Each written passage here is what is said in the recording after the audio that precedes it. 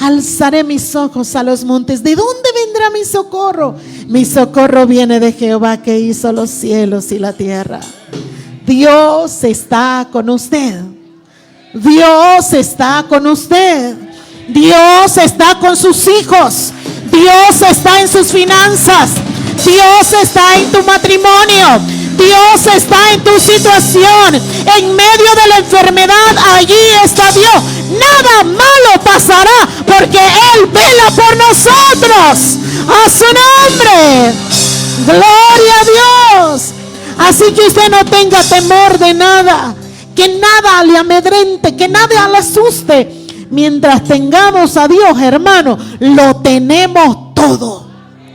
Y por nada de la vida estaremos en derrota, porque dice la Biblia que nosotros los justos vamos de victoria en victoria, de gloria en gloria, que la senda, el camino nuestro es como la luz de la aurora, en aumento hasta que todo es perfecto. Así que hay muchas razones para adorar el nombre de nuestro Dios. Hay muchas razones para gozarnos en su presencia. Hay muchas razones para levantar nuestras manos y agradecer. Hay muchas razones para reconocer su grandeza. Hay muchas razones para decir gracias. Hay muchas razones para venir delante de Él y ofrecerle alabanza y adoración a su nombre. A su nombre. A su nombre. Dios está en este lugar. Dios está con usted. A su nombre, gloria. Así que la próxima vez que usted quiera venir a la iglesia y el enemigo se le atraviese para que usted no venga, usted debe decir: ¿sabes qué, Satanás? ¿Sabes qué, enemigo? Yo tengo mucho que agradecer. Yo tengo mucho que ir a hacer. Yo tengo mucho que dar. Él lo dio todo por mí. Yo tengo que ir. Quítate de mi camino, no me estorbes. Y cuando usted venga a adorar y venga la alabanza y usted sienta en su cuerpo que usted no puede, que usted no quiere, no tiene ánimo, no tiene aliento, ¿sabe qué? Háblese a usted mismo y dígale: ¿sabes qué, cuerpo? Yo tengo mucho que agradecer a ese Dios sobrenatural. Yo tengo mucho que decirle a ese Dios. Por eso alaba, alaba, alaba, alaba y gózate en su presencia. A su nombre, a su nombre, a su nombre. Por eso nosotros no debemos de depender de circunstancias. Alabar porque estoy feliz. No, no debo de depender de circunstancias. Siempre debo de gozarme en su presencia y siempre tengo que reconocer su grandeza. Dios está con nosotros. Él es Padre bueno. Él es un Dios bueno. Él tiene promesa, palabras de bien para cada uno de nosotros. A Él sea toda la gloria y toda la honra. A su nombre. A su nombre. ¿Cuántos tienen un grito de júbilo? Levante sus manos conmigo así. Levante sus manos. Cierre sus ojos. Olvídese del que tiene al lado. Y diga así: cuán grande es Dios. Y cantaré: cuán grande es Dios. Dígalo y todos lo verán. Cuán grande es Dios. Cuán grande es Dios. Su nombre sobre todo nombre. Aleluya. Su nombre sobre todo. Él es digno de alabar. Él es digno de alabar. Y mi ser dirá. Y mi ser. Cuán grande es Dios.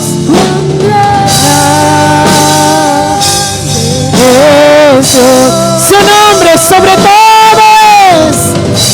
Ahí dígalo. Su nombre sobre todo.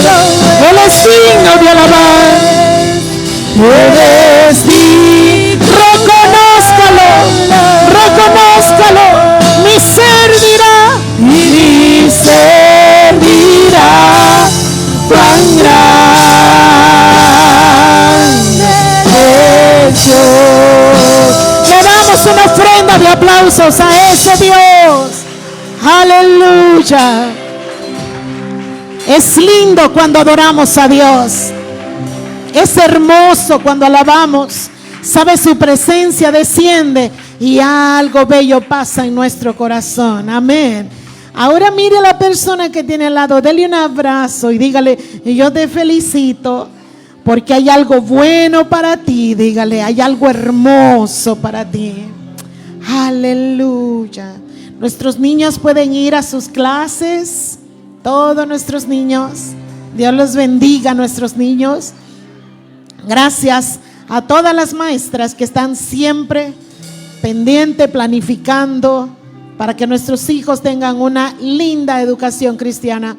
Y usted que está en este lugar, tome asiento porque es tiempo de escuchar palabra de Dios. Damos lugar a nuestro pastor con un aplauso. Buenas noches, iglesia. Dios les bendiga.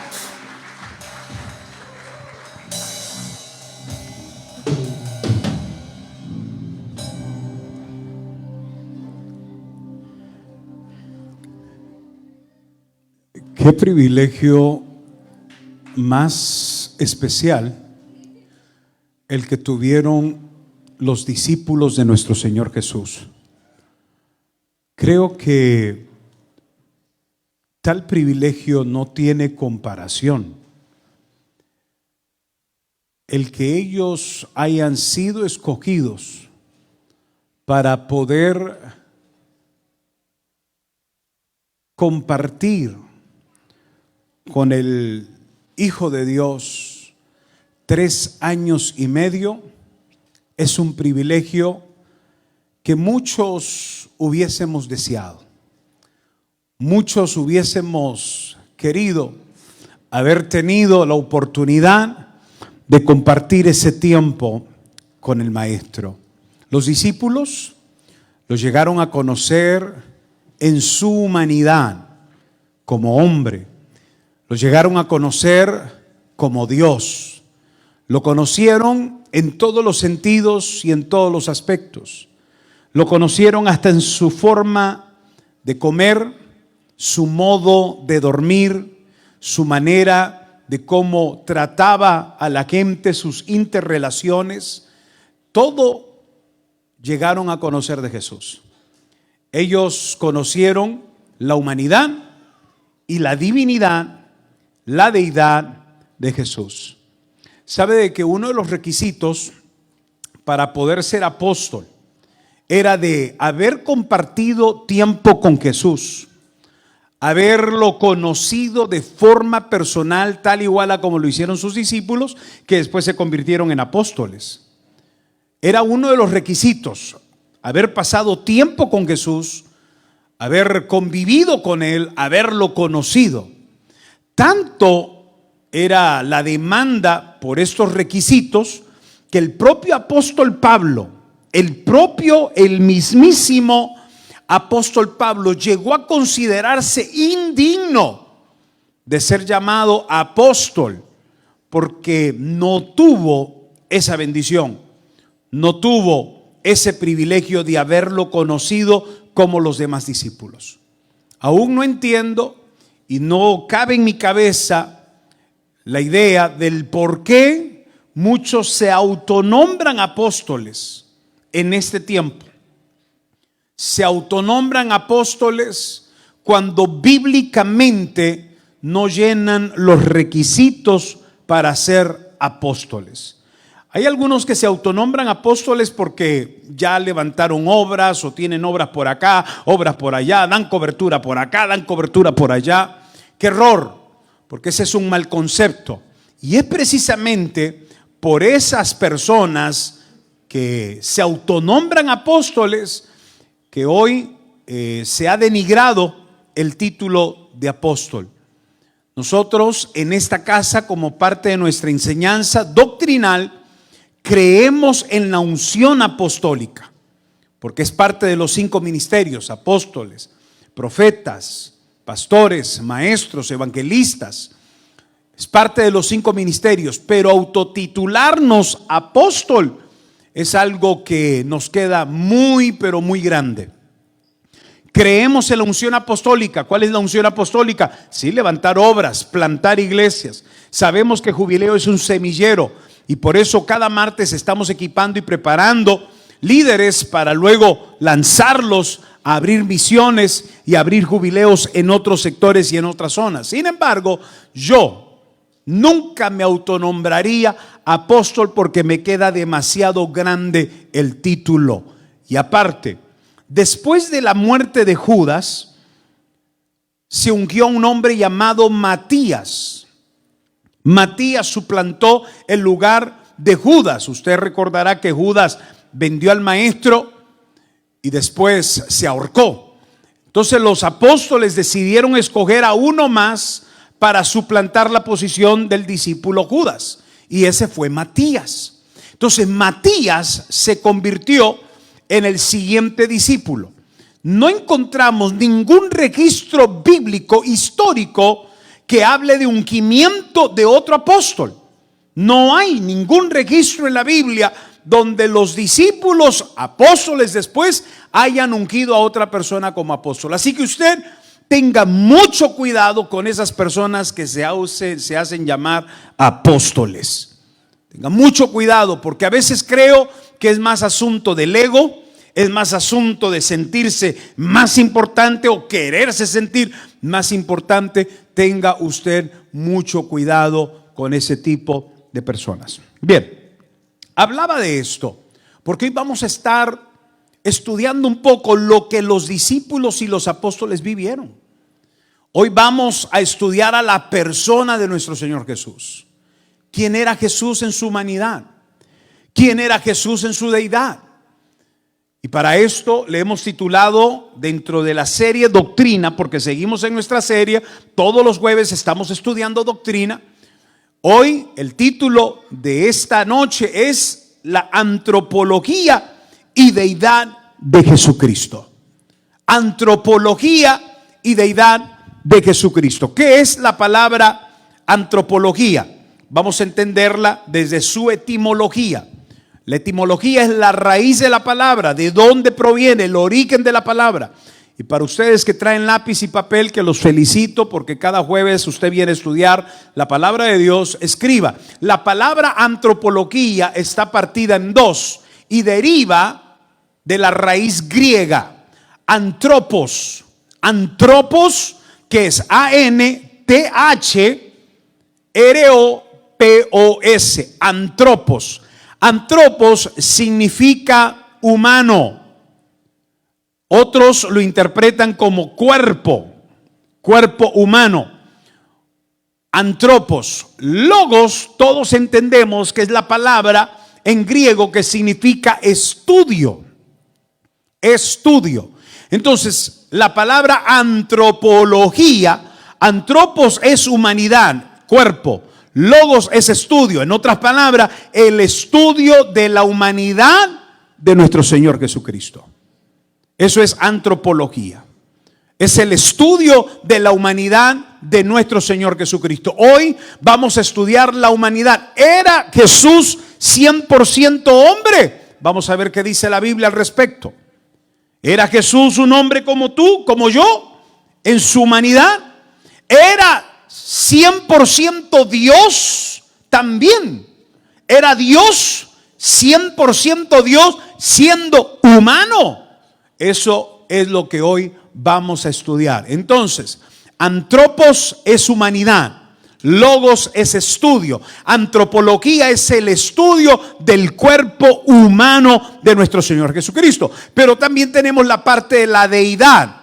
Y para los estudiantes de liderazgo del Instituto de Liderazgo, dijimos que deidad es la naturaleza divina y absoluta de Jesús. Deidad es entonces la naturaleza divina, o sea, celestial, absoluta de la persona de Jesús, que es lo que vamos a estar estudiando. Entremos de lleno ya a este estudio maravilloso, hermoso, y empecemos con la parte de Jesús siendo hombre. Empecemos con la antropología. Empecemos estudiando a Jesús como un ser humano. La Biblia revela y enseña que Él era hombre, 100% hombre, 100% humano. Él era humano. Vamos a la Biblia, porque tenemos que irnos a la palabra de Dios y vamos a ir a Juan, capítulo 1. Perdón, Grecia, que no te pasé estos versículos, se me pasaron. Pero Juan, el Evangelio según San Juan, vamos al capítulo 1, el versículo 14. Del Evangelio según San Juan, capítulo 1, vamos a leer el versículo 14. Abra su Biblia, por favor. Juan capítulo 1, versículo 14 dice: y aquel verbo, refiriéndose a Jesús. Jesús es el verbo. Verbo es acción. Verbo es movimiento. Y aquel verbo fue hecho, ¿qué dice?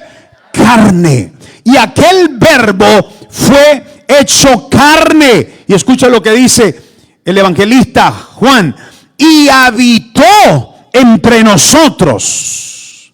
Y habitó entre nosotros en forma de ¿qué? En forma de carne, en su humanidad. La Biblia categóricamente dice de que Jesús fue hombre, fue humano. El verbo se hizo carne y habitó entre nosotros. Pero ese mismo verbo que se hizo carne y habitó entre nosotros, dice el evangelista Juan, y vimos su gloria, gloria como del unigénito del Padre, lleno de gracia y de verdad. Jesús en su humanidad era 100% hombre, era un verdadero hombre, porque el verbo se hizo carne. Su nacimiento fue humano. Su nacimiento no fue extraterrestre. Su nacimiento no fue algo fuera de lo normal. Su nacimiento fue como el nacimiento de cualquier ser humano. ¿Dónde encontramos esto? En la Biblia. Vamos al libro de Gálatas, capítulo 4, versículo 4. Gálatas 4:4. Estamos estudiando la antropología de nuestro Señor Jesucristo. Estamos estudiando a Jesús como hombre en su humanidad. Y estamos descubriendo de que el evangelista Juan dice de que el verbo se hizo carne, se encarnó. No estoy diciendo reencarnó, porque nosotros no creemos en la reencarnación, porque había una corriente ideológica de la reencarnación en los tiempos de Jesús. Por eso decían que Jesús era el espíritu de Juan el Bautista, o decían o cualquier otra locura basada en la reencarnación. No estamos hablando de reencarnación, estamos hablando de encarnación. La encarnación es que el verbo Dios, el Dios de los cielos, Jesucristo, el Hijo de Dios, bajó a la tierra y se encarnó. Tomó un cuerpo de un ser humano. Versículo 4, capítulo 4 del libro de Gálatas. Pero cuando vino el cumplimiento del tiempo, Dios envió a su Hijo, oiga esto, nacido de ¿qué? Vamos, léalo más fuerte. Nacido de mujer y nacido bajo la ley. Esto nos deja claro a nosotros que el nacimiento de nuestro Señor Jesucristo fue similar a cualquier nacimiento de cualquier ser humano. Él nació como cualquier ser humano.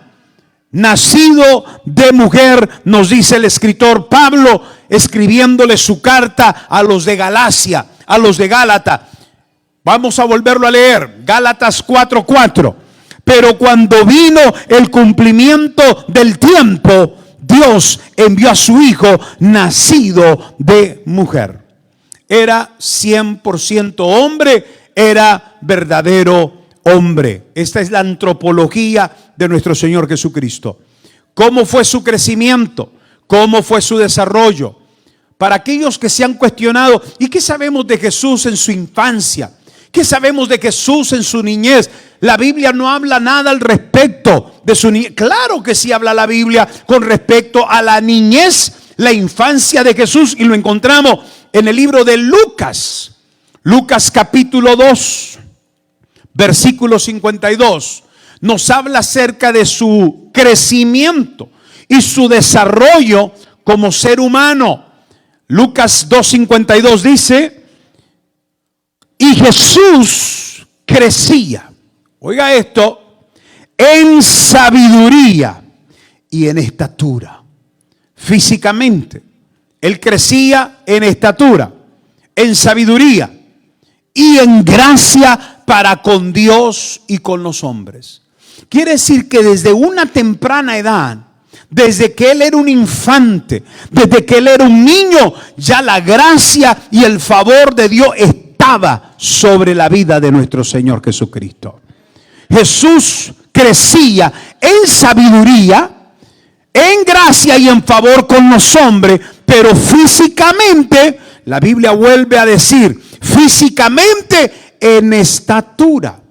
Lo que quiere decir que Jesús era un ser humano que crecía igual que todos, crecía en estatura, tenía cierta estatura. No tenemos con exactitud la medida de Jesús, de cuántos metros o cuántos pies medía, pero según la Biblia era de un tamaño regular, normal para aquellos de aquel tiempo. Era de estatura regular y normal. Esto era Jesús. Entonces tenemos tres aspectos de Jesús con respecto a su encarnación. El verbo se hizo carne, dice Juan 1:14. Gálatas 4:4, nacido de mujer, como cualquier ser humano. Y Lucas 2:52, en su infancia iba creciendo físicamente en su estatura, pero también en sabiduría, en gracia y favor para con Dios y los hombres. ¿Cuáles eran las condiciones humanas? Él también fue tentado. Jesús, igual que tú, igual que yo, que estamos en este estuche, en este cuerpo humano, que padecemos tentaciones, Él también padeció tentaciones. Pero la Biblia es contundente y clara que cada tentación que Jesús padeció, la superó sin pecado. Cada tentación la venció. Cada tentación Él la superó. Fue tentado por Satanás, fue tentado por el enemigo, pero no se encontró en el pecado por las tentaciones que se le presentaron. Esto lo dice el libro de Hebreos, capítulo 4, versículo 15. O sea, que humanamente también fue tentado como tú y yo. Y escuche lo que dice este libro de Hebreos, que a mí me encanta, como el escritor, refiriéndose a Jesús en su humanidad, lo relaciona con nosotros los seres humanos. Miren lo que dice: porque no tenemos un sumo sacerdote que no pueda compadecerse de nuestras debilidades. En otras palabras, ¿acaso no entiende Jesús tus debilidades? ¿Acaso no entiende Jesús que también eres tentado? El escritor a los Hebreos dice: no tenemos un sumo sacerdote que no comprenda que tú también eres tentado, sino uno que fue tentado en todo, según nuestra semejanza. Pero la última parte de este versículo me encanta, porque agrega y dice: pero sin pecado. Estamos en Hebreos capítulo 4, versículo 15. Hebreos 4:15. Voy a volverlo a leer. Porque no tenemos un sumo sacerdote que no pueda compadecerse de nuestras debilidades, sino uno que fue tentado en todo según nuestra semejanza. O sea, igual que nosotros, pero sin pecado. Ahora le tengo yo buenas noticias a usted. ¿Cuántos quieren buenas noticias? Todos. ¿Cuántos quieren buenas noticias? De la boca de Jesús salió esta frase: las cosas que yo hice, ustedes las harán mayor. ¿Está oyendo eso? No me oyeron. ¿Están acá? Yuhu. De la boca de Jesús, el que fue tentado sin pecado, al que se le provocó a través de las tentaciones, pero no cayó en la tentación, de la boca de Jesús salió esta frase: las cosas que yo hice, vosotros las haréis mayores. Oiga esto, lo que quiere decir que si Jesús en su humanidad venció la tentación, tú y yo la podemos vencer también. No me vieron ustedes. Están aquí, póngase de pie, pues, no los veo conectados. Están acá ustedes, sacúdase porque no los veo aquí conectados. Estamos acá, su nombre. Vamos, sacuda al que esté ahí al lado, salúdalo y dígalo: ¿qué te pasa? Vamos, despiértate, ¿qué te pasa? Está como medio soñoliento, despiértate en el nombre de Jesús. Tome su asiento. Bien, si Jesús venció la tentación y no cayó en ella, no sucumbió por la tentación y venció la tentación, y Él mismo dice: las cosas que yo hice, ustedes las van a hacer mayores. Quiere decir que tú y yo podemos vencer la tentación en el nombre de Jesús. Podemos vencer al diablo, podemos pisotearle la cabeza a Satanás. ¿Cuántos dicen amén? Porque si Él lo venció, yo también lo puedo vencer. Toca al que esté a tu lado y dice: tú también puedes vencer, tú también puedes vencer. Así que no venga con el cuento chino: ay, no pude, caí, no me di cuenta. Cuénteselo a su abuelita. Eso no viene, no entra aquí en este caso. Porque el que es verdadero hijo de Dios, si Él venció, nosotros venceremos también. Y si Él resucitó, nosotros resucitaremos con Él también. Aleluya, a su nombre. Y para aquellos que dicen: es que Dios no me entiende, Él no sabe lo que es sufrir, Él no sabe lo que es la soledad, Él no sabe lo que es la depresión, sufrimiento y emociones humanas. Ahí le va. Para que nos demos cuenta cómo la Biblia habla de la humanidad de Jesús. Era 100% hombre, sintió hambre. Vamos a Mateo capítulo 4, versículo 2.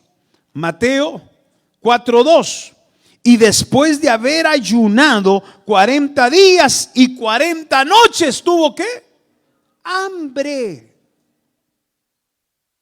Así que ahí tiene la humanidad de Jesús. En su humanidad, nuestro Maestro, nuestro Mesías, nuestro Redentor, el unigénito del Padre, era 100% hombre y tuvo hambre, igual que tú, igual que yo. Pero también tuvo sed. Vamos al evangelista, al evangelio San Juan. El evangelio según San Juan, capítulo 19, versículo 28. Del evangelio según San Juan, 19, 28. Dice: después de esto, sabiendo Jesús que ya todo estaba consumado, dijo, para que la escritura se cumpliese: tengo sed. Él sufrió de hambre, sufrió de sed. Esto habla de que Jesús era 100% hombre, verdadero hombre. Pero para esos que dicen: ¿y acaso se puso triste? Sí, también sufrió en sus sentimientos y en sus emociones la tristeza. Por eso es que me encanta lo que el escritor a los Hebreos en ese capítulo 4 dice: que no tenemos un sumo sacerdote que no entienda nuestras debilidades, porque él también padeció sentimientos de tristeza. Juan, ese mismo libro de Juan, unos capítulos hacia atrás, en el capítulo 11, el versículo 35, el versículo más corto de la Biblia: y Jesús lloró. Jesús lloró. ¿Por qué llora Jesús? Porque en su humanidad le da sentimiento de que uno de sus mejores amigos, conocido como Lázaro, había muerto. Pero Jesús llora no porque tenía una impotencia de que no iba a hacer algo. Él lo iba a resucitar. Pero él llora al ver a sus hermanas, Marta y María, llorar con un dolor tan profundo que conmueve el sentimiento y la emoción de Jesús. ¿Qué quiere decir esto? ¿Se fija Él en tu sufrimiento? ¿Se da cuenta Él cuando lloras porque algo te duele? ¿Le duele a Jesús lo que a ti te duele? Claro que sí. Él lloró al ver a Marta y a María con aquel dolor profundo, porque ellas pensaban que no lo iban a volver a ver. Marta le dijo a Jesús: sí, Él va a resucitar el día de la resurrección, pero hasta que llegue ese día no lo volveremos a ver. Y Jesús hace aquella declaración célebre: Marta, Marta, ¿no te he dicho que si creyeres verás la gloria de Dios? Jesús resucitó a Lázaro. Qué milagro más poderoso el de Jesús. Pero eso ya entra en la parte de su deidad como Dios, y no vamos a entrar a eso todavía porque estamos hablando de su sufrimiento y emociones humanas que según la Biblia nos dice que Él tuvo. Pero en el libro de Lucas, acompáñenme a Lucas, capítulo 22, versículo 44. Lucas capítulo 22. Estamos estudiando la antropología de nuestro Señor Jesucristo. Lucas capítulo 22, versículo 44. Por eso yo le decía a usted, qué privilegio el que tuvieron los discípulos. Lo vieron llorar, lo vieron tener hambre. Es más, ¿sabe una cosa? Creo que por eso Tomás dudaba mucho de Él. Lo veía tan humano. Jesús se miraba tan humano, tan humano, tan humano, que Tomás dudaba de su deidad. Tomás llegó a dudar de que Él era el Hijo de Dios. No creía en Jesús. Qué increíble es esto, ¿no? Y a pesar de ver su deidad, a pesar de ver los milagros que Jesús hacía, Tomás veía la humanidad de Jesús, como los testigos de Jehová, que yo les llamo los castigos de Jehová. Los testigos de Jehová no aceptan a Jesús como deidad. Ellos creen que Él solamente fue un hombre. Y voy a hablar con respecto a los judíos ortodoxos, que tampoco aceptan a Jesús como deidad, como Dios.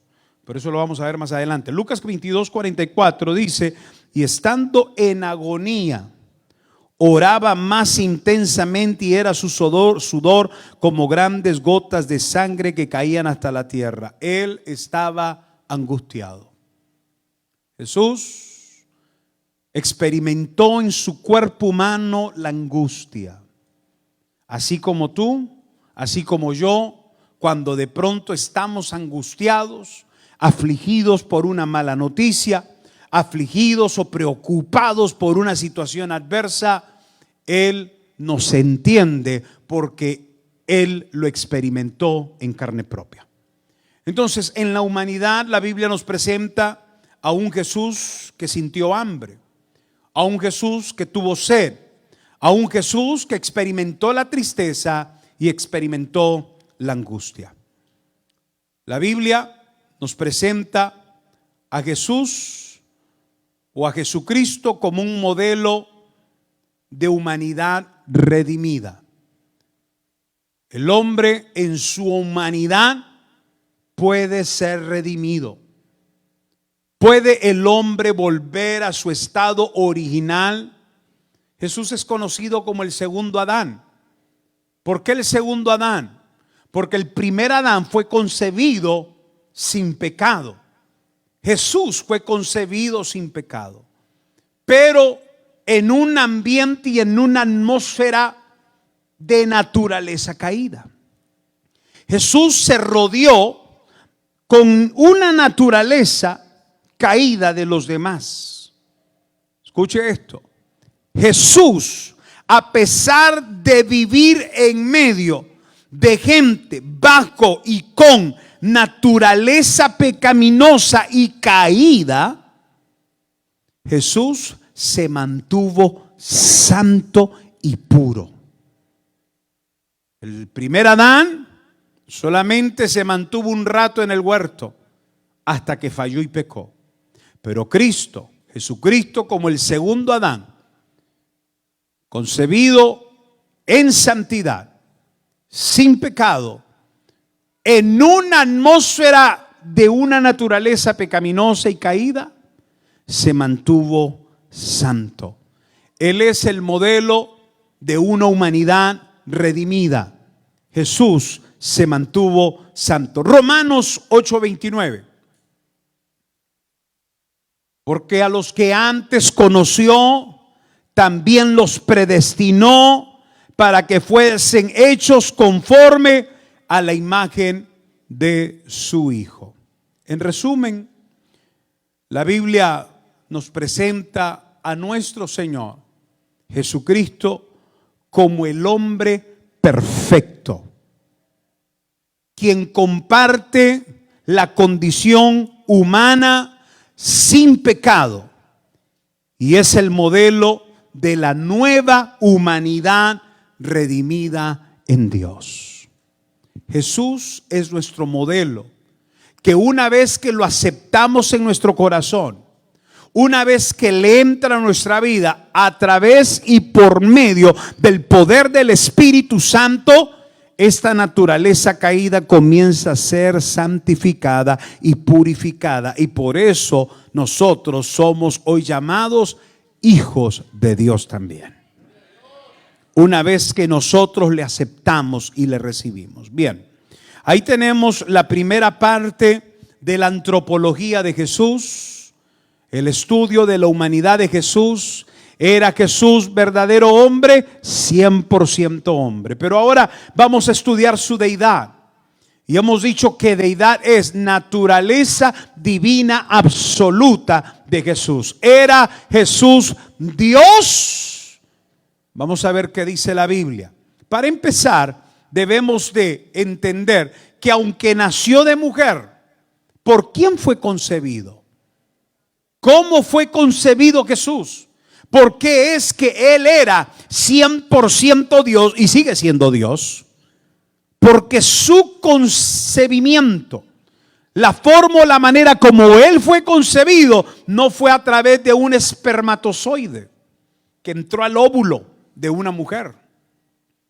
Ahí entonces entendemos que desde su nacimiento hay una marca de deidad, hay una marca divina. Él era 100% Dios porque no fue concebido por un espermatozoide. Vamos al libro de Mateo capítulo 1, versículo 23. Mateo capítulo 1, versículo 23. Dice, he aquí, una virgen concebirá y dará a luz un hijo y llamará su nombre Emmanuel, que traducido es, ¿cómo lo llama la Biblia? Dios. ¿Cómo lo llama la Biblia? ¿Qué título le da la Biblia a este niño que nacería de aquella virgen? Dios. Lo estamos leyendo. Vamos a Lucas 1:31. Lucas capítulo 1, versículo 31.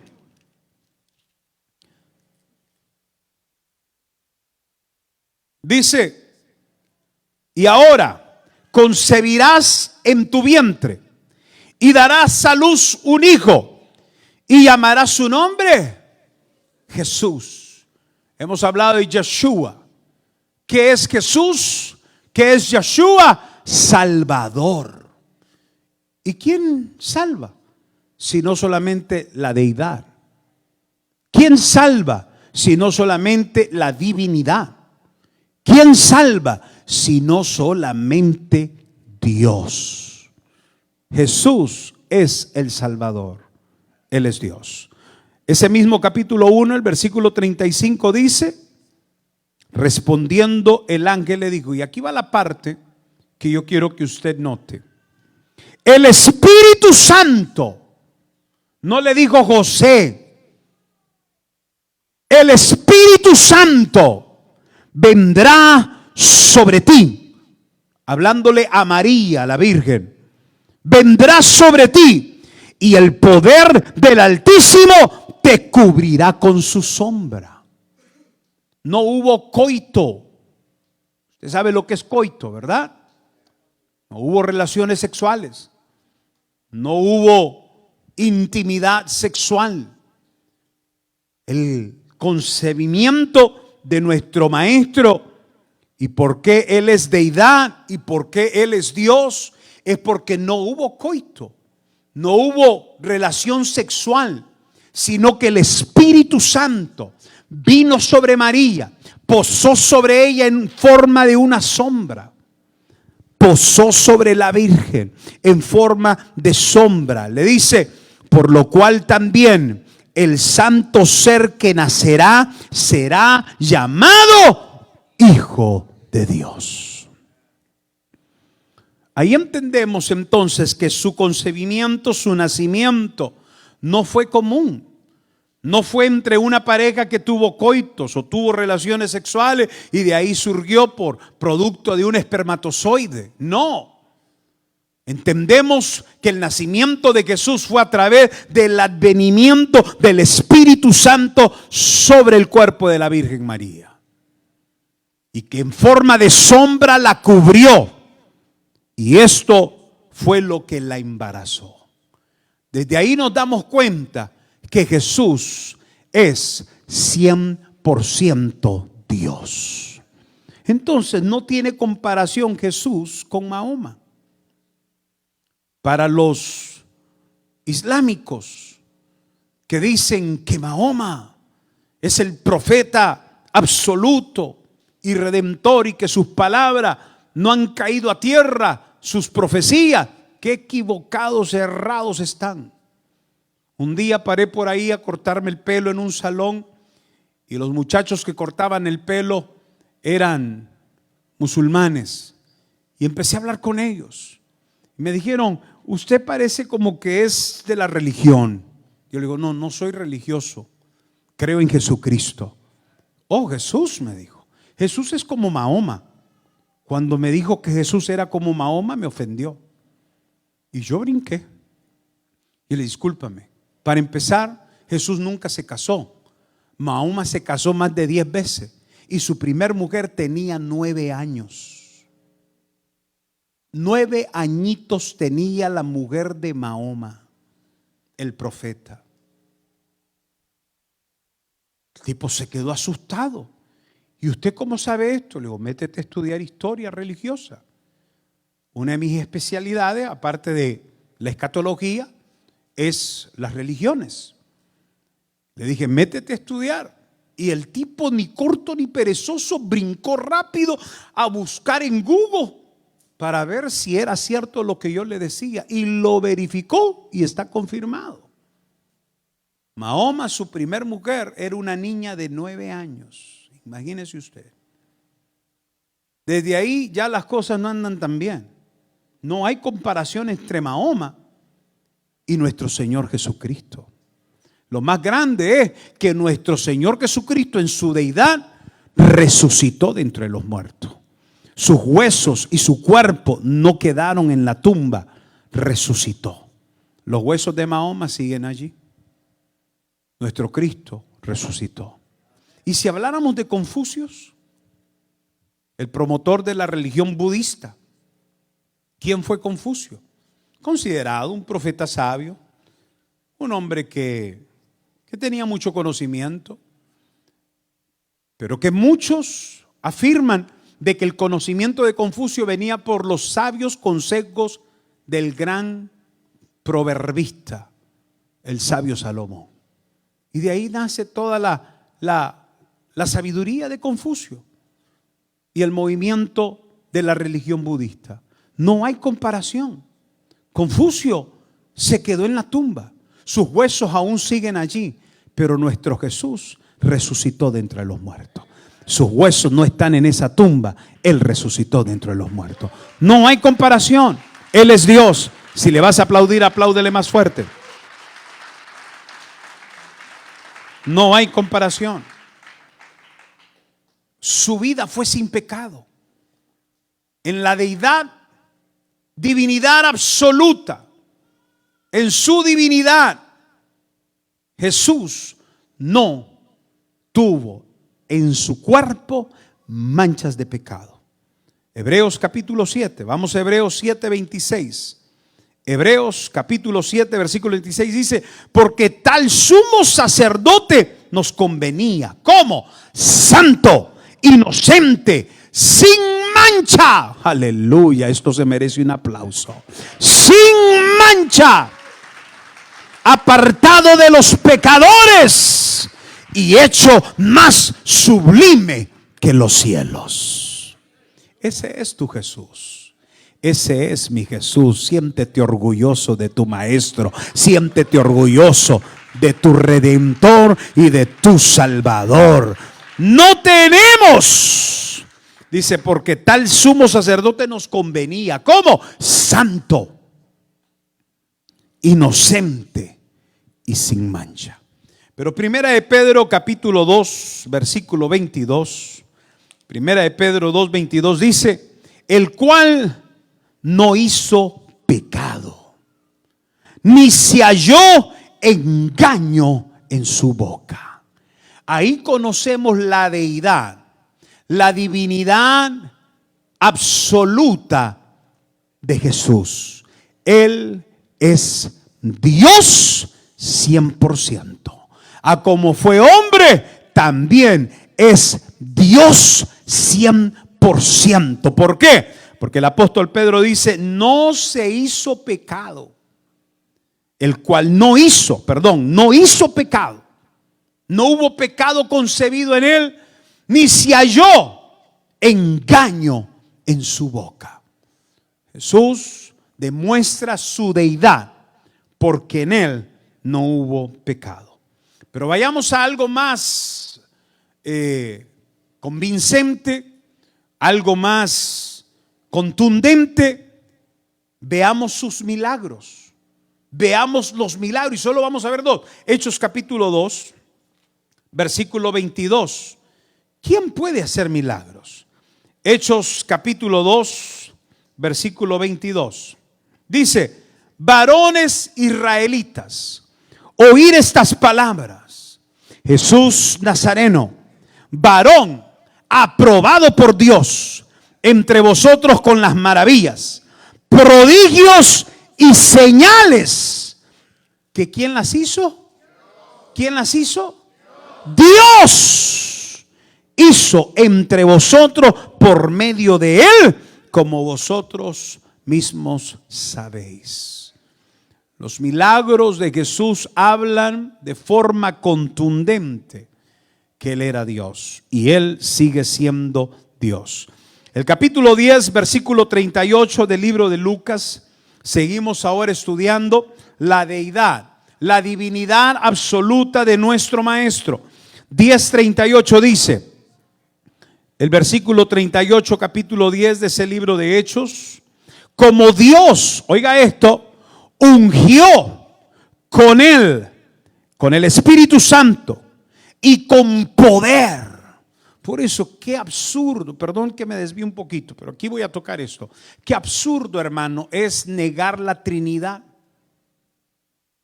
Estamos leyendo pasajes donde el Padre, Dios de los cielos, le da al Hijo autoría total. La deidad de Jesús es otorgada por el Padre. Él es Dios. Negar la Trinidad, negar la existencia del Dios trino es una actitud absurda y es una mentalidad mediocre. Como Dios ungió con el Espíritu Santo y con poder a Jesús de Nazaret, Y como éste anduvo haciendo ¿qué? ¿Qué anduvo haciendo? Bienes y sanando a todos los oprimidos. ¿Por quién? Por el diablo. Porque Dios estaba con él. Qué maravilloso. Lo maravilloso no es que ya pasó. Él sigue vigente y Él sigue con nosotros. Él está aquí. Él sigue sanando, Él sigue liberando, Él sigue salvando, Él sigue transformando, Él sigue restaurando, Él sigue levantando. Apláudale más fuerte a ese Jesús que sigue con nosotros a través del poder de su Espíritu Santo. Apláudale al Espíritu Santo más fuerte. Apláudale al Espíritu Santo. Apláudale al Padre, aleluya. Apláudale al Padre, apláudale al Hijo, apláudale al Espíritu Santo de Dios. Fue Dios y llevó nuestro lugar en la cruz del Calvario. Primera de Corintios, capítulo 15, versículo 3, dice: esa Grecia está poderosa, porque primeramente os he enseñado lo que asimismo recibí, que Cristo, ¿qué hizo? Vamos, léalo, ahí está. ¿Qué hizo? Murió. ¿Por qué murió? Conforme a las escrituras. ¿Cuáles escrituras? La de los profetas mayores. Isaías habló de Jesús en el capítulo 53, diciendo que como cordero fue llevado al matadero. No abrió su boca, enmudeció. Por sus llagas, dice Isaías, fuimos nosotros curados. Nuestro castigo cayó sobre él. Él llevó en su cuerpo el castigo que nos pertenecía a ti y a mí. Quienes debían de estar en esa cruz eras tú. Quien debió de estar en esa cruz, quien debió de haber sido latigado, quien debió de haber llevado aquella corona de espinas, eras tú. Porque tú y yo lo merecíamos. Porque nosotros somos pecadores. Nosotros fallamos. Nosotros éramos merecedores de ese castigo. Sin embargo, la Biblia dice que Él murió por nuestros pecados. Hermano, ¿cómo no adorar a ese divino Jesús? ¿Cómo no amarlo? ¿Cómo no entregarlo todo por ese Jesús que su vida dio por nosotros? Por eso yo lo amo con todo mi corazón. Por eso yo le sirvo sin poner pero, sin poner excusa, porque Él su vida dio por mí. ¿Quién era yo? Nada. ¿Quién era yo? Pecador, inmundo, lleno de tanta maldad. Pero por mí Él tuvo compasión. Una vez predicándole a alguien acerca de este sacrificio de Cristo, le daba un ejemplo yo a esta persona a la que le presentaba el evangelio, evangelizándolo. Le dije, imagínate por un momento que de pronto anuncian en los medios masivos de comunicación, los noticieros en cadena, circuito cerrado anuncia que hay un criminal arrepentido. Que ese criminal quiere una segunda oportunidad. Y que está pidiendo, porque va a ser entregado a la cámara de gas o a la silla eléctrica. Pero él está arrepentido. Está totalmente arrepentido de lo que hizo. Pero ahora ese criminal está pidiendo auxilio. Está pidiendo y gritando socorro. Y está diciendo, denme una segunda oportunidad. La segunda oportunidad requiere que alguien tome su lugar. Para que él pueda tener esa segunda oportunidad, necesita que alguien diga, yo voy a tomar el lugar de ese criminal y yo voy a ir a la silla eléctrica por ese criminal. Yo voy a ir a la cámara de gas por ese criminal. Cuando yo le presento este escenario a esta persona que estoy evangelizando, le pregunto, ¿y tú tienes hijos? Me dijo, sí. ¿Cuántos tienes? 3. ¿3 hijos tienes? Sí. ¿Serías capaz de dar a uno de tus hijos para que tome el lugar de este criminal, ya que le está pidiendo socorro, auxilio, una segunda oportunidad? ¿Serías capaz de dar a uno de tus hijos? Mira, das uno y te quedas con 2. Si tienes 3, das uno y te quedas con 2. ¿Serías capaz de dar a uno de tus hijos para que muera por este criminal que está gritando, que está pidiendo socorro y una segunda oportunidad? El hombre me quedó viendo así fijo a la cara y me respondió. Me dijo, por un hombre que ha cometido tanto crimen y tanta maldad, no merece la vida. Por lo cual me dice, yo no sería capaz de dar a ninguno de mis hijos. Después de que él me responde así, yo le dije, Dios, el Padre, lo hizo por ti. Se me quedó viendo. Tú eras ese criminal. Romanos dice, por cuanto todos pecaron, están destituidos de la gloria de Dios. Y Romanos también dice, porque la paga del pecado es muerte. Tú eras ese criminal. Tú eres ese criminal. Pero Dios, en su infinito amor, Juan 3:16 dice, porque de tal manera amó Dios al mundo, que entregó a su Hijo unigénito. No tiene 3, era uno nomás el que tiene. Y a su Hijo unigénito lo entregó por ti, por mí, que somos pecadores. Cuando aquel hombre me escuchó, comenzó a llorar y dijo, es tan grande el amor de ese Dios que a pesar de lo que fui y de lo que soy, dio a su Hijo por mí. Le dije, así es. Jesús tomó tu lugar, el lugar que te correspondía a ti y a mí.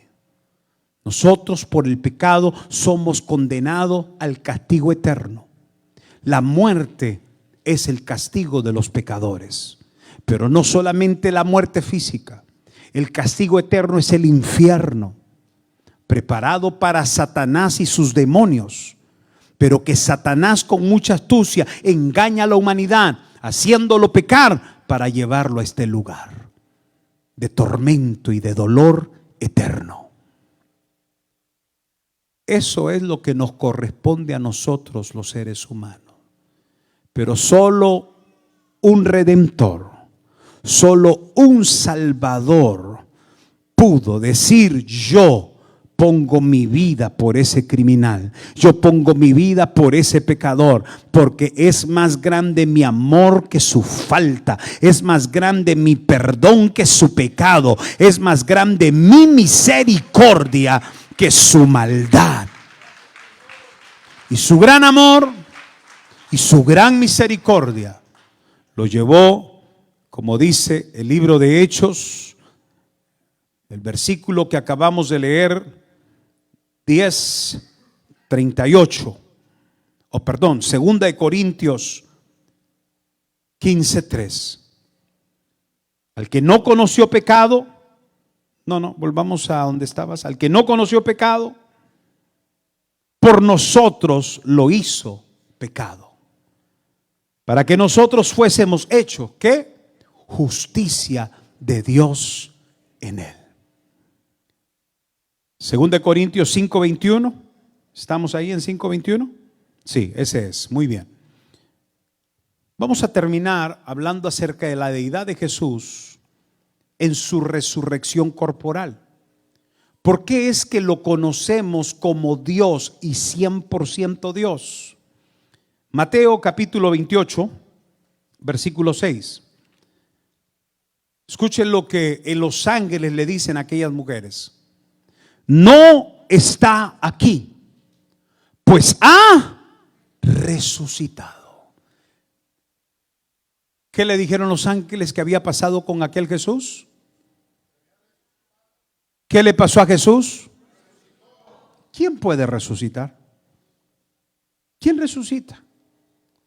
Si no solo aquel que tiene una deidad, solo aquel que tiene una autoría sublime, total, completa, como es Jesús.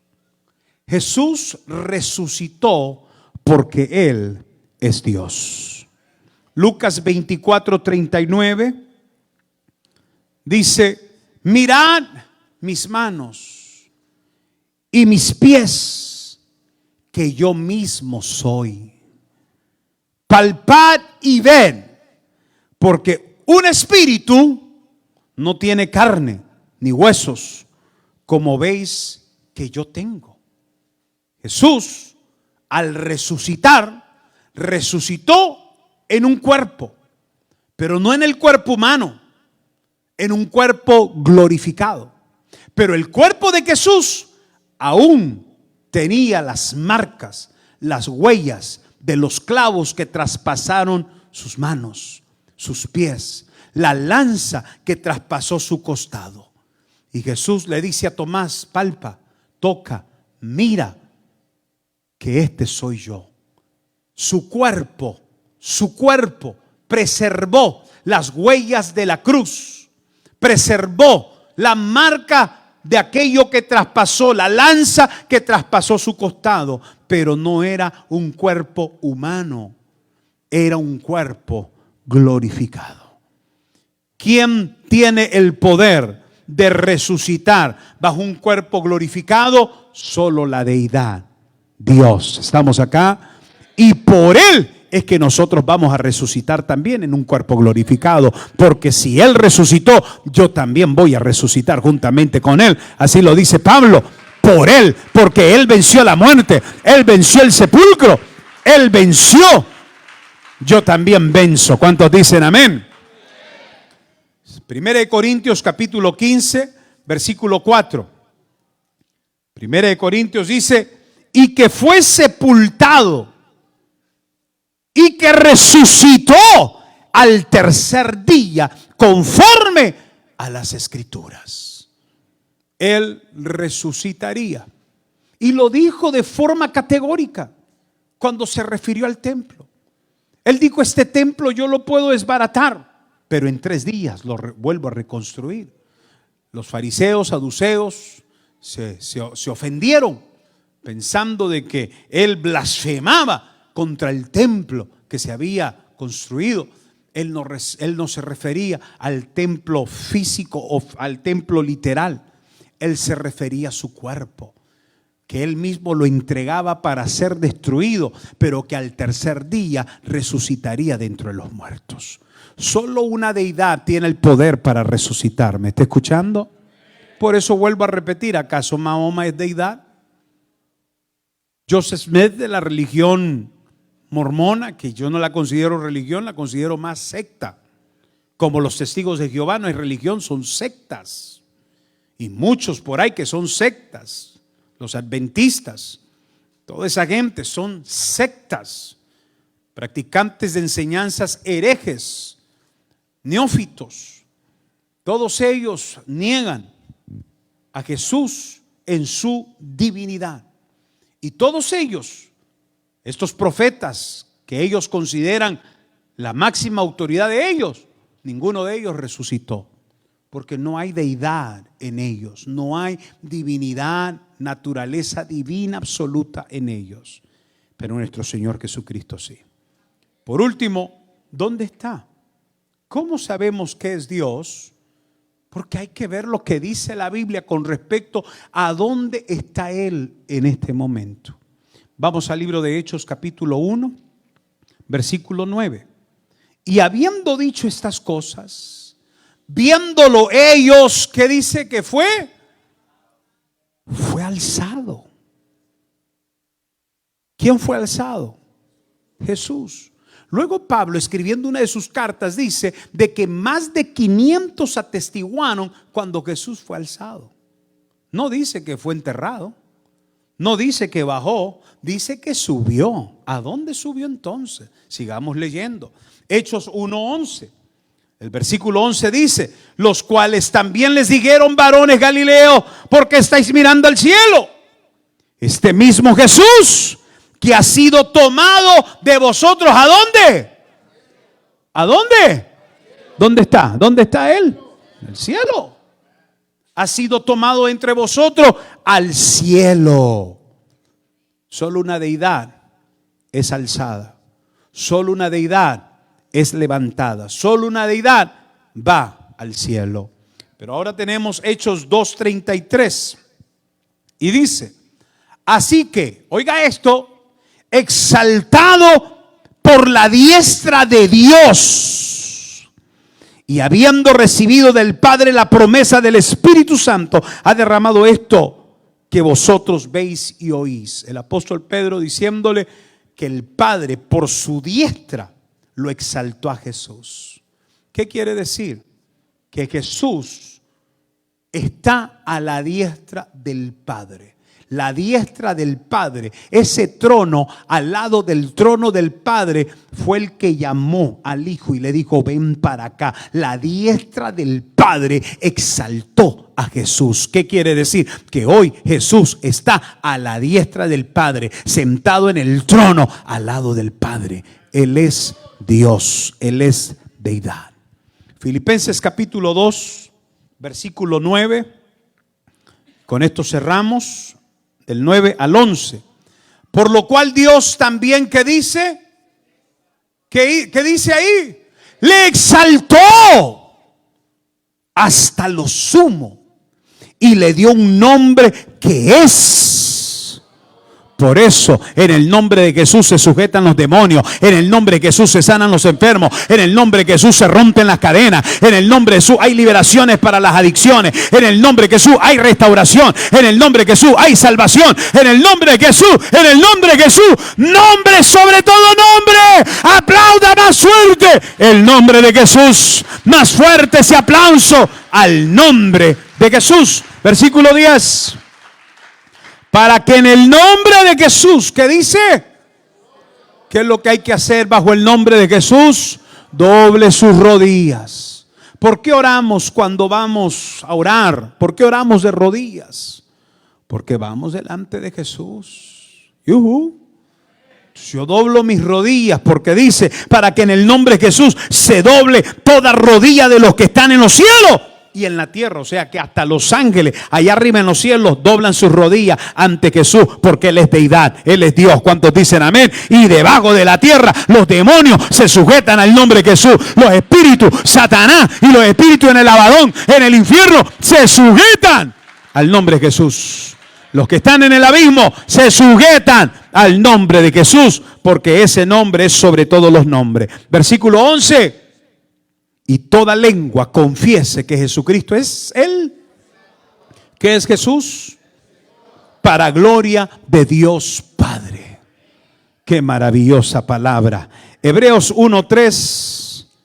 Y este es el último versículo que tengo. Hebreos 1:3 dice: el cual, siendo el resplandor de su gloria y la imagen misma de su sustancia, y quien sustenta todas las cosas con la palabra de su poder, habiendo efectuado la purificación de nuestros pecados por medio de sí mismo, ¿se sentó dónde? ¿Dónde se sentó? De la majestad en las alturas. ¿Quién tuvo el privilegio de verlo sentado a la diestra del Padre? Esteban. Esteban, al ser apedreado, estaba siendo apedreado Esteban. Piedras que caían y golpeaban su cuerpo. Todo por no negar el nombre que es sobre todo nombre.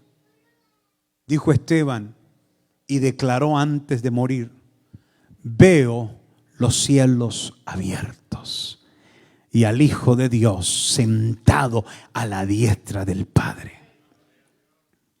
Ahí está Él. Jesús es Dios. Entonces, hoy en este estudio doctrinal acerca de la antropología y deidad de nuestro Señor Jesucristo, nos damos cuenta que Él fue 100% hombre, pero fue 100% Dios. Sigue siendo Dios, amén. Y está a la diestra del Padre. ¿Y qué crees? Él te escucha, Él te ve, pero no solamente escucha y no solamente ve, también responde. Él responde cuando tú oras, Él responde cuando tú te humillas, Él responde cuando tú le buscas, Él se te aparece y se te revela cuando tú lo buscas. Por eso Cristo dijo: al que toque se le abrirá, al que llama, allí estaré. Cristo dijo que nunca nos dejaría solos, que Él enviaría al Consolador para que esté con nosotros. Él sigue como Dios por medio de su Espíritu Santo con nosotros. Jesús está con nosotros. Jesús vive en nosotros por medio de su Espíritu Santo. Y si Él, siendo Dios, mora en mí, ¿qué no puedo yo vencer? ¿Qué no puedo yo ganar si Él está conmigo? Quiero por favor que esta noche erradique de su mente todo pensamiento de fracaso. Esos pensamientos de que no puedo, no sé si la voy a hacer, tengo miedo. Erradique esos pensamientos, porque el que está contigo se llama Jesús y el poder de Jesús es tan grande que lo resucitó dentro de los muertos. Es tan grande que toda lengua confesará que Él es Señor de los que están en el cielo, en la tierra y hasta debajo de la tierra. Él es grande, Él es poderoso. Con Jesús somos más que vencedores. ¿Cuántos dicen amén? Con Jesús somos victoriosos. ¿Cuántos dicen amén?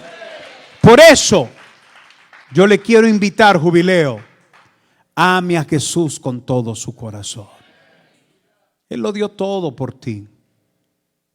Hay un pasaje de la Biblia que dice, y Jesús mismo lo dijo: no hay mejor amigo que aquel que da su vida por su amigo.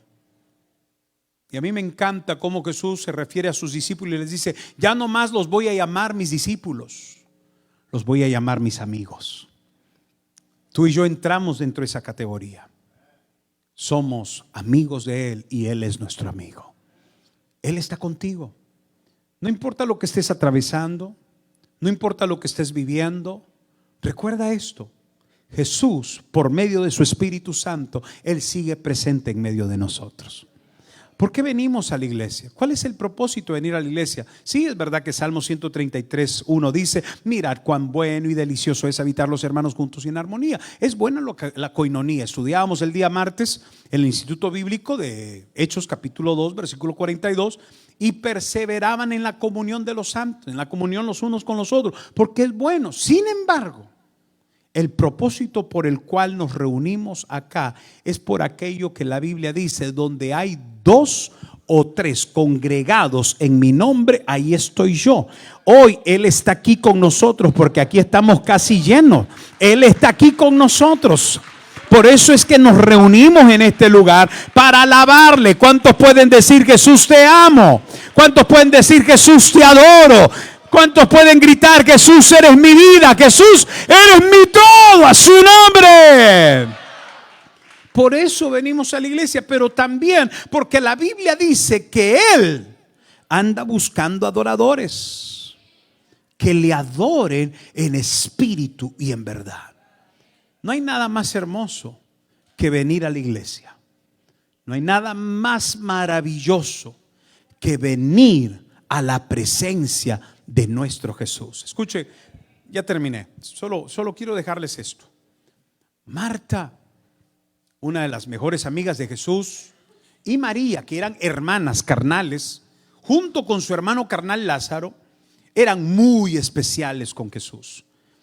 Ellos se daban cuenta que Jesús iba a pasar por allí, por su casa de ellos, y ellos preparaban la mejor comida, limpiaban la casa. La llegada de Jesús para ellos era única y especial, y no es para menos. Jesús llegaba a la casa de Marta y María, y de pronto, después de un día tan afanado, ministrando, orando por los enfermos, liberando a los endemoniados, Jesús llegaba a la casa de Marta y María y Lázaro, y era como llegar a su casa. Entonces Jesús se quitaba las sandalias. No sé si había un sofá, pero si había una especie donde se pudiera sentar, no solamente se sentaba, se recostaba, suspiraba, descansaba. Pero nunca dejaba de pasar por alto ese momentito de darles una enseñanza. La Biblia dice que Marta, cuando Jesús estaba en la casa, vivía afanada, preocupada por darle la mejor comida, por atenderlo de lo mejor. Pero su hermana María tenía otra actitud. La actitud de María no era el afán de que la casa estuviera limpia, la actitud de María era el deseo por estar a los pies de Jesús escuchándolo. El deseo de María era venir a donde estaba su maestro y escucharlo hablar. ¿Qué encontraba María, la hermana de Marta, en Jesús?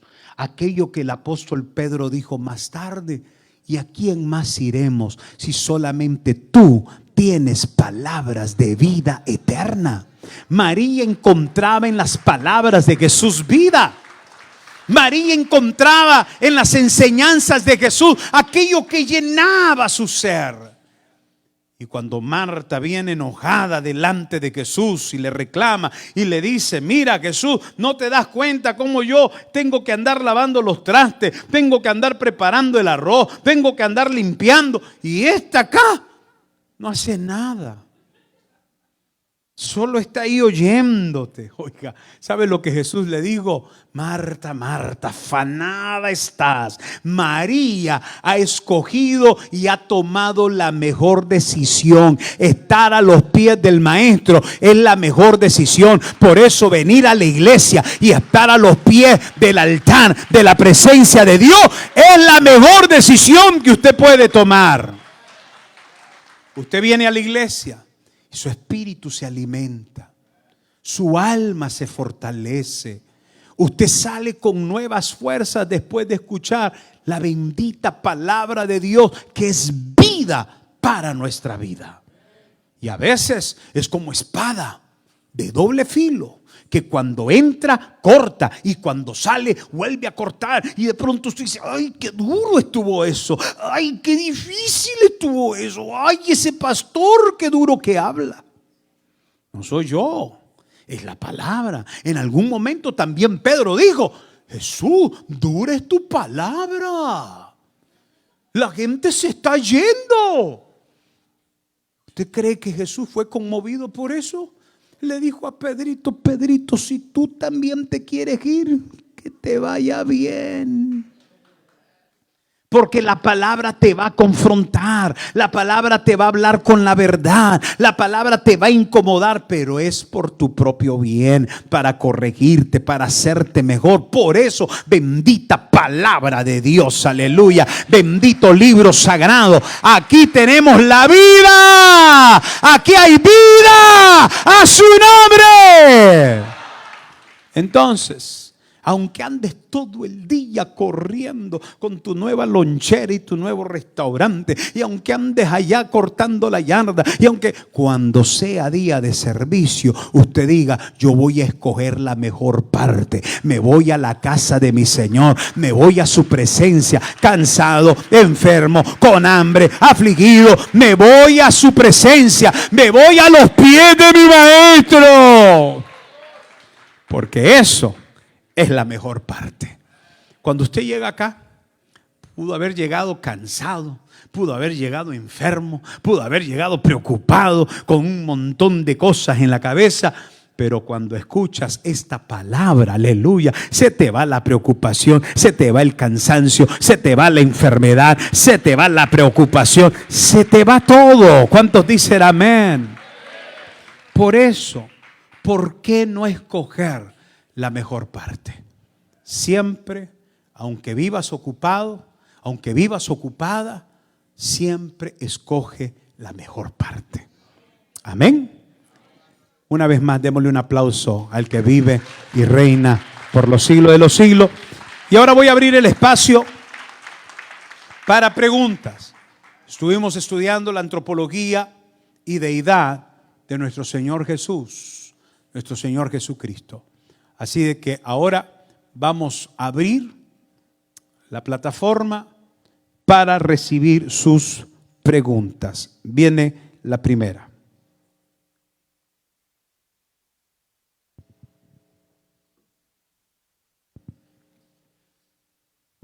Aquí está mi hermana Mirna.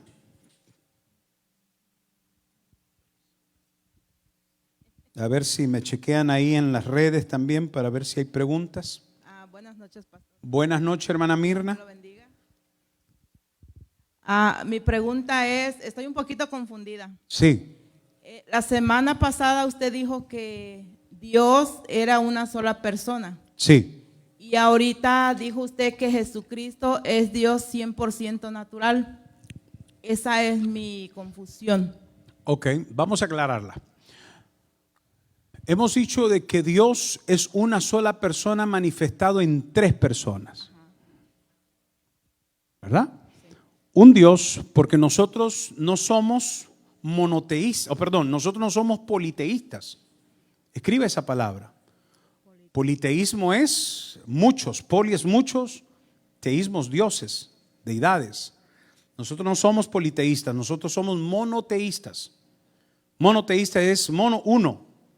Teísmo es Dios, un solo Dios. Entonces nosotros somos monoteístas, un solo Dios. Un solo Dios manifestado en tres personas. O sea, es uno solo. Pero se manifiesta en tres personas. ¿Cuáles son las tres personas? Padre, Hijo y Espíritu Santo. Los tres, que son manifestaciones de un solo Dios, son Dios. No hay tal como el Espíritu Santo, la tercera persona de la Trinidad. No hay tal. La Biblia no habla ni categoriza al Espíritu Santo como la tercera persona. Él es Dios, igual que el Hijo, igual que el Padre. Solo que sus manifestaciones ejercen funciones o asignaciones específicas. Dijimos, el Padre es el creador, que con su palabra crea las cosas. Él dijo, sea la luz, y fue la luz. El Hijo es el redentor, que con su sangre nos redime de nuestros pecados. Y el Espíritu Santo ejerce la función del consolador, el que está con nosotros en estos momentos. Los tres son una manifestación de un solo Dios, porque somos monoteístas. Amén. Jesús es Dios. Amén. Y no le quita ninguna autoría, no le quita absolutamente nada, porque Él es Dios igual que el Padre, igual que el Espíritu Santo. La gran confusión es que Jesús es nombre, Padre es título, Espíritu Santo es título. Y por eso algunos niegan la participación de las tres manifestaciones. Porque dicen, Padre es un título, no es nombre. Espíritu Santo es un título, no es nombre. El único nombre es Jesús. Por eso es que nosotros solo creemos en Jesús. Amén. Pero hermanos, toda la Biblia es evidencia del Dios Trino. Lo dijimos. ¿De qué imagen nosotros fuimos creados? ¿A imagen de quién? ¿A semejanza de quién? De Dios. Padre, Hijo y Espíritu Santo. Cuerpo, alma y espíritu. Esa es la imagen de Dios. Nosotros reflejamos la imagen de Dios. Somos uno. ¿O cuántas Mirnas hay? ¿Hay Mirna espíritu? ¿Hay Mirna alma? ¿Hay Mirna cuerpo? Una sola Mirna existe. Pero en ella hay tres. Mirna, la de afuera, el estuche. Mirna, la de adentro. Pero es la misma. Y Mirna, el espíritu del soplo de aliento de vida en ella. Pero es la misma persona. Solo que cada una de la mirna del cuerpo, la mirna del alma y la mirna del espíritu ejercen funciones diferentes, pero es la misma mirna. Jesús es el mismo Dios, pero también tiene un Padre y es el mismo Dios. ¿Estamos? ¿Estamos claros ahí? Sí. Ok, gloria a Dios, qué buena pregunta. ¿Quién más?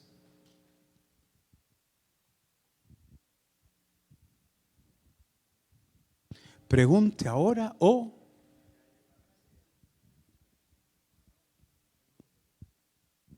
a mí me encantan los jueves porque tenemos esta oportunidad. Usted puede sacar sus dudas. Aquí está hermano Lacey.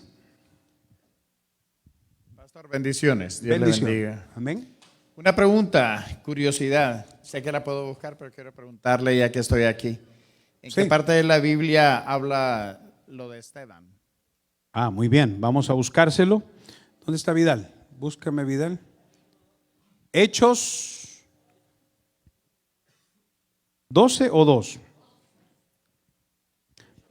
Ahorita se lo vamos a dar, no se preocupe. Ya se lo encontramos. Vidal es mi San Cristán. No, perdón, este es mi. Vamos a buscarlo. Mire.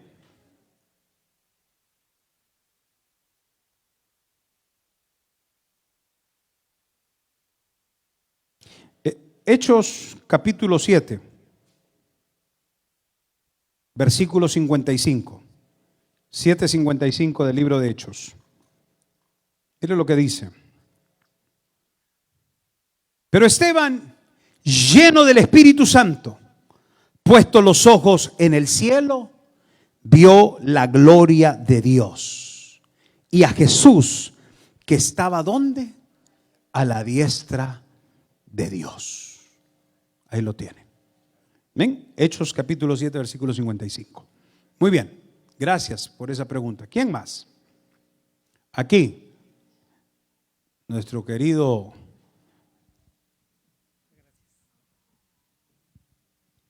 Buenas noches, pastor. Buenas noches. Yo siempre he tenido Sergio. dudas. No Sergio. sé por qué estaba pensando yo en otro Así, nombre. he tenido la duda de que, bueno, sé que la oración tiene poder, Amén. que Dios está conmigo Sí. como persona en cualquier lugar y que puedo orar, pero me confunde el verso donde dice, donde 2 o 3 estén congregados.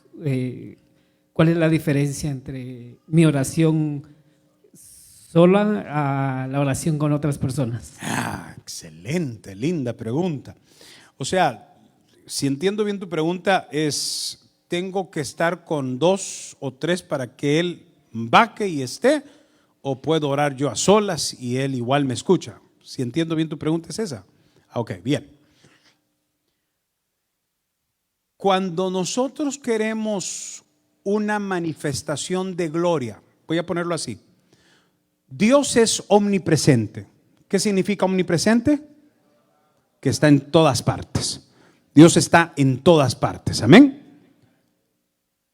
Pero no en todas partes se manifiesta. O sea, Él está, pero ¿hay alguna manifestación de Él? ¿Cuándo es que Dios se manifiesta? ¿Cómo es que Él se manifiesta? Bien, Jesús está en el monte y de pronto experimentan los discípulos la gran transfiguración. Se presenta Elías y Moisés, estando Jesús en el monte arriba. Los discípulos logran ver a Jesús en un estado de glorificación. Para que mejor lo entienda, es una manifestación lo que están viendo ¿quiénes? Los discípulos. Todo el tiempo andaban con Jesús. Todo el tiempo comían con Jesús, todo el tiempo dormían con Jesús, comían con Jesús, viajaban con Jesús, vivían con Jesús. Pero ¿cuántas veces lo vieron manifestado de esta manera? O sea, Jesús está contigo, Él está contigo a solas, Él está ahí. pero yo quiero una manifestación de Él. ¿Cuándo es que Él se manifiesta? Cuando yo lo provoco. Ahora, yo lo puedo provocar a solas. Él va a estar allí y Él te va a escuchar. La Biblia dice, cuando ores, métete en tu cuarto, cierra la puerta y habla con tu Padre, que Él te escucha en lo íntimo. Y en lo íntimo lo que tú le pidas, Él te lo va a recompensar en público. Él está contigo en lo íntimo, pero se va a manifestar donde hay 2 o 3 congregados en su nombre. Él se va a, ¿por qué Dios se manifiesta aquí en la iglesia? ¿Por qué hay sanidades? ¿Por qué hay salvaciones? ¿Por qué hay restauración? ¿Por qué hay milagros aquí en la iglesia? Porque aquí venimos 1, 2, 3, 4 y todos los que estamos, después de haber estado en lo íntimo con Él, nos reunimos acá y lo íntimo provoca la manifestación en lo público. Él está conmigo en lo íntimo. Él me escucha en lo íntimo. Él te está oyendo. Pero Él se va a manifestar donde hayan 2 o 3 congregados en mi nombre. Ahí va a haber manifestación. Que se manifiesta cuando estamos a solas, también se manifiesta, pero tengo que provocarlo. ¿Qué provoca una manifestación de Dios cuando yo estoy ahí? Mi quebranto, mi llanto, mi humillación, la exaltación que yo le doy a Él. Él se manifiesta sobre mi vida. Sobre mí se manifiesta y yo comienzo a sentir su presencia y comienzo a sentir aquellas corrientes de agua, de fuego, como electricidad sobre mi cuerpo y comienzo a ser sacudido. Ahí hay manifestación de Dios. Pero también Él se manifiesta donde hay 2 o 3 congregados en su nombre. Entonces Él te escucha sola, se puede manifestar también ahí a solas, pero se va a manifestar donde hay 2 o 3 congregados en su nombre. Ahí Él se manifiesta. Por eso es tan importante la asistencia a la iglesia, el congregarnos. No sé si entendiste mi respuesta. Entonces, Él te escucha igual cuando estás a solas, te escucha. Y se puede manifestar dependiendo de tu grado de humillación y de búsqueda. Y ahí se puede manifestar, pero tiende a manifestarse donde hay 2 o 3 congregados en su nombre. Por eso es que en la casa de Dios hay gloria manifestada de Dios. Porque lo que hemos hecho allá en casita, hay personas que dicen, no sentí nada hoy en la iglesia. Hasta tenía sueño. Claro, ¿qué hiciste allá en la casa? ¿De dónde viene? ¿Oraste hoy? Nada. ¿Leíste tu Biblia? Nada. Y quiere venir a sentir a Dios acá. Lo que haces en lo íntimo se va a manifestar en lo público. Cuando usted viene de orar en su casita, cuando usted viene de haber adorado a Dios en su casita, aquí se te va a manifestar el Señor, porque venimos 2 y 3 congregados en su nombre. Amén. ¿Alguna otra pregunta? Gracias, pastor. Sí, adelante, muy bien. Acá tenemos a la hermana Viviana. Bendiciones, pastor. Amén. ¿Qué respuesta usted le daría a los adventistas cuando ellos nos acusan de que no guardamos el mandamiento que dice que acuérdate del día de reposo para santificarlo? ¿Cuál sería la respuesta correcta para, pues ellos a veces nos acusan, ¿verdad?, de que nosotros no guardamos ese mandamiento, que estamos los cultos los domingos? ¿Cuál sería la respuesta correcta para ellos? Tengo 2. La primera, nos vamos al libro de Hebreos cuando dice, ¿vivimos bajo la ley o vivimos bajo la gracia? Si habláramos de las dispensaciones, que son 7 dispensaciones, cada dispensación compuesta por 1000 años, estamos en la 6ª dispensación, en los últimos 6000 años de la creación de la humanidad. En esta 6ª dispensación, Dios abrió la puerta, la encontramos en el libro de Juan, cuando Jesús entra por el pórtico de Salomón, atraviesa 5 pórticos y llega al estanque de Betesda, al estanque de la casa de misericordia, refiriéndonos a la 6ª dispensación. La puerta número 6 es Él y Él es la gracia de Dios. La gracia de Dios nos saca de la ley. Ya no estoy bajo la ley. La ley decía que yo debía de guardar el 7º día. y que si no lo guardaba, o sea, el séptimo día yo no podía hacer absolutamente nada. Yo no podía bañarme, yo no podía ni lavarme las manos, podía, menos trabajar el séptimo día. Pero eso está constituido bajo la ley. Pero hoy nosotros ya no estamos bajo esa ley. Hoy Cristo cumplió con la ley, pero trajo consigo la gracia y eso nos liberó de la ley. Pablo dice que nadie bajo la ley podía ser salvo. ¿Quién se salvaba si cumplir con la ley? Eso era, hermano, lo más difícil. Por eso es que el pueblo venía al tabernáculo a ofrecer sacrificio, un palomino, el macho cabrío o los animalitos, pero lo que eso hacía, la sangre de ese animal, lo único que hacía era tapar el pecado del pueblo, porque la ley no salvaba a nadie. Cristo fue el macho cabrío, Cristo fue el Cordero de Dios, que su sangre no cubre nuestro pecado, su sangre erradica el pecado de nosotros, nos limpia de ese pecado. Entonces, Cristo viene, cumple con la ley, pero le pone un alto a la ley. Y ahora entramos a un periodo de el justo por la fe vivirá y somos salvos por gracia. La gracia es favor de Dios inmerecido. 1. 2. Con respecto al séptimo día. En aquellos años estaba un calendario que no es el calendario que nosotros usamos hoy. El calendario nuestro es el calendario gregoriano. Entonces, el calendario gregoriano inicia la semana con el día domingo. Hay algunos que dicen que el séptimo día era el día sábado, que fue el último día que Jesús. Eso era en el calendario antiguo. Entonces, nosotros hemos hecho, y lo digo así, una costumbre de los domingos hacer los servicios y no el sábado, porque el calendario cambió. Entonces, nosotros venimos a los servicios los domingos. Trágicamente, muchos lo han adoptado como una práctica religiosa que no debería de ser. ¿Cómo guardar el séptimo día? Es una práctica religiosa y es una práctica de la ley a la que yo ya no estoy sujeto. Porque Cristo no es solamente Dios del sábado, Él es Dios del domingo. Por eso yo me gozo lunes, yo me gozo martes, yo me gozo miércoles, yo me gozo jueves, yo me gozo viernes, sábado también. Y al llegar domingo sigo con el gozo. ¿Por qué? ¿Cómo es? ¿Sabes por qué? Porque tengo a Cristo que me da la dicha de vivir feliz. Algo así, aleluya. Pero bueno, ahí lo tiene, amén. Gracias. Última pregunta y cerramos. ¿Quién tiene la última? Aquí, Margarita. Y allá, Jesús. Bueno, 2 más y nos vamos. Hace un momento dijo que a Jesús fue tentado por Satanás mientras estaba en sus Mateo capítulo 4. Okay.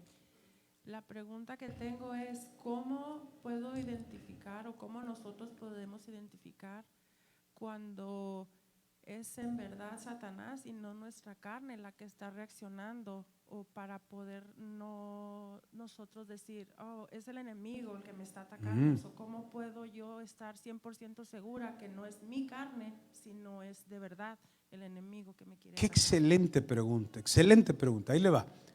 Le voy a contestar sencillo.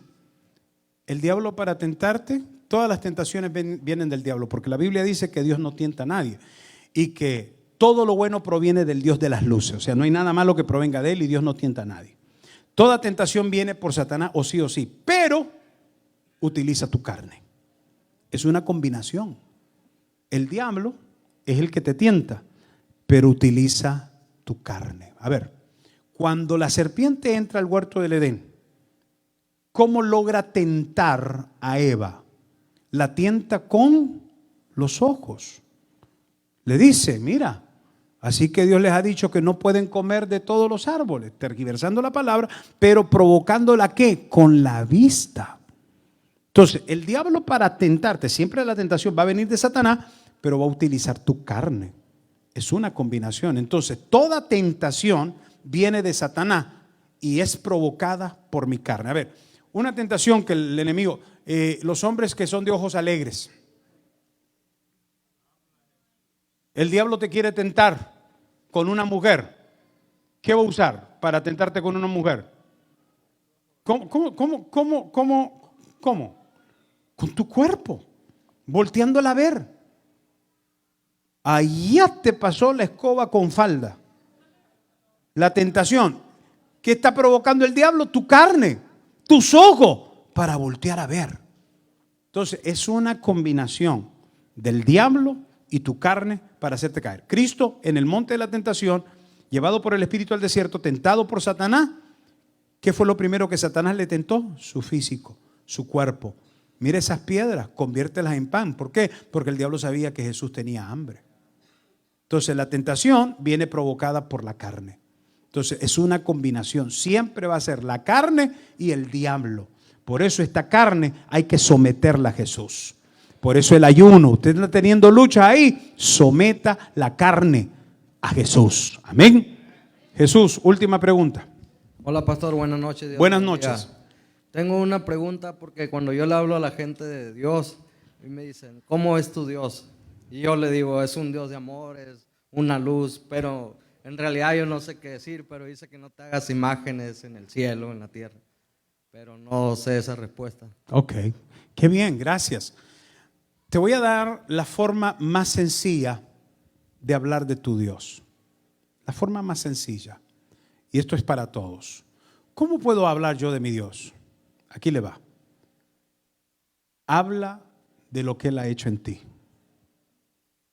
Solo dile lo que tú sentiste cuando lo conociste. Lo que tú experimentaste cuando lo conociste.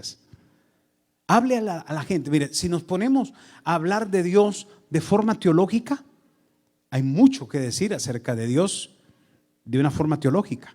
Porque teos es Dios, logos es estudio. El estudio de Dios, esa es la teología, el estudio de Dios, de la palabra griega.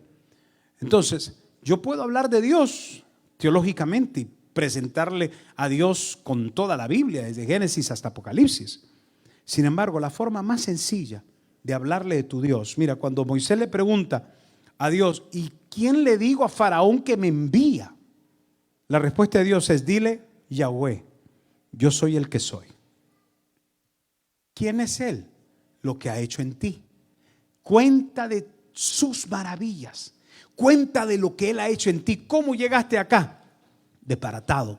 ¿Qué hizo Él? Me cambió, me levantó, me restauró, me transformó, me cambió mi manera de pensar, cambió lo que sentía en mi corazón, todo el arrastre, la amargura que yo traía, todo el odio que yo cargaba, Él me lo quitó y ahora amo con mi corazón. ¿Qué ha hecho Dios en ti?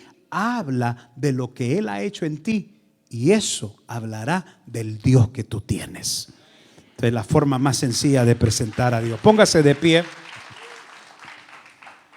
A veces el tiempo se nos va y ya son las 9:30, así de que ya no tenemos más tiempo, pero bendito sea Dios. ¿Cuántos van bendecidos esta tarde? ¿Cuántos van contentos a casita? ¿Cuántos aprendieron algo? Gloria a Dios. Bien, yo quiero que hoy usted se prepare para que traiga su ofrenda. Tenemos un proyecto muy especial. Queremos hacer algo aquí en esta tarima y nos cuesta $1,600. $1,600. Vamos a poner unas... para ahorita los conciertos, ya no queremos estar poniendo cosas aquí abajo porque la gente va a pasar al altar. Ahorita viene el evento con el profeta Ángel Martín y él por lo general llama a la gente al altar y con todas las cosas acá no nos da espacio.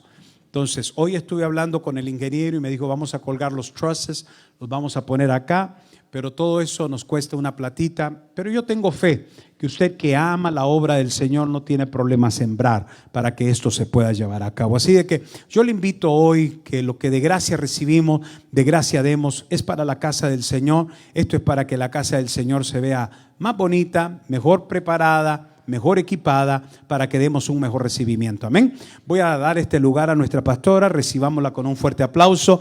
Que el Señor les bendiga a cada uno de ustedes.